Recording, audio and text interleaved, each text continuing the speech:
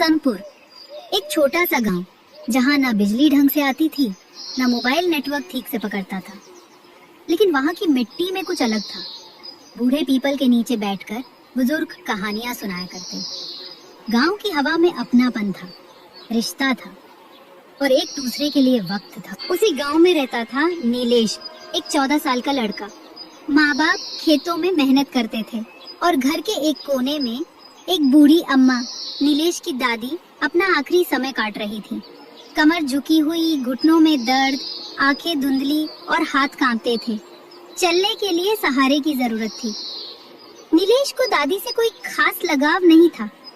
उसके लिए दादी एक बोझ जैसी थी, जो हमेशा कुछ मांगती रहती थी, जिनके लिए अलग खाना बनाना पड़ता था, जो खाना खाते खाते गिरा देती थी। हर रोज जब माँ दादी के लिए खाना अलग परोसती, नीलेश झुंझलाता। इनके लिए रोज अलग से क्यों बनाते हो मम्मी? एक ही घर में है, एक ही खाना सबको देना चाहिए। माँ मुस्कुरा के कहती, बेटा, जब तू छोटा था ना, तेरा हर निवाला तेरी दादी ने चबा के तुझे खिलाया है।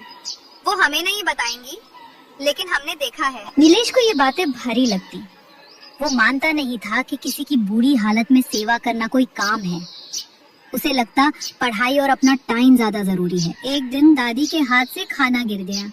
वो कांपते हाथों से चावल और दाल खाने की कोशिश कर रही थी, पर कटोरा हाथ से छूट गया और जमीन पर गिर पड़ा।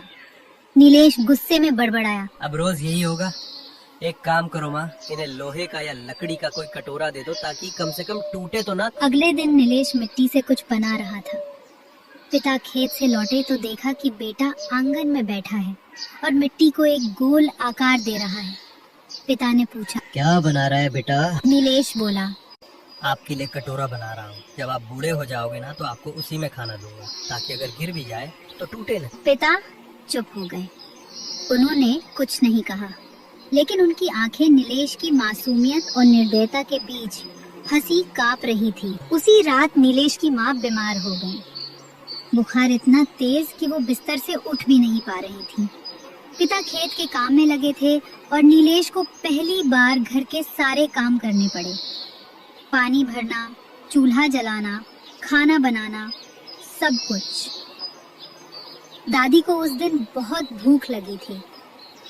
उन्होंने धीरे से पुकारा, नीलेश बेटा, कुछ खाने को मिलेगा क्या? नीलेश ने चिढ़ते हुए जवाब दिया, खुद क्यों नहीं बना लेती अम्मा? हर वक्त तो पड़े रहती हो। दादी चुप रही। थोड़ी देर बाद उन्होंने बिना कुछ कहे उठने की कोशिश की, पर फिसल गईं। नीलेश दौड़ कर गया, लेकिन तब तक उनका पैर मुड़ चुका था। वो करा रही थी और नीलेश के हाथ कांप रहे थे। तो उसने पहली बार दादी को अपने हाथों से खाना खिलाया। जैसे ही उसने पहला निवाला उनके मुंह में दिया, दादी की आंखों से आंसू बह निकले। उन्होंने कांपती आवाज में कहा, तेरे दादा जब चले गए थे तब तू गोद में था। तू रोता था तो मैं तुझे चुप कराने के लिए खुद भूखी रहती थी बेटा। जब तू बीमार होता था तो पूरी रात तेरे सिर पर हाथ रखकर बैठी रहती थी। नीलेश फूट फूट कर रो पड़ा। उसके अंदर जैसे कोई दरवाजा खुल गया हो। उस दिन से वो हर रोज दादी को खाना खुद खिलाने लगा था और उनकी पुरानी कहानियां सुना करता। दादी की आंखों में अब हर रोज चमक होती और नीलेश के चेहरे पर एक संतोष। समय बीतता गया। नीलेश बड़ा हुआ, पढ़ाई पूरी की और गांव में ही एक छोटा सा स्कूल खोला।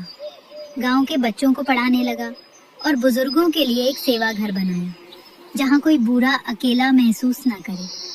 वहां हर दिन शाम को वो बच्चों को कहानियां सुनाता और दादी की कहानी मिट्टी का कटोरा सबसे ज्यादा सुनाई जाती। वो कहता, अगर हम अपनों को बोझ समझने लगे तो सोचो हमने क्या सीखा।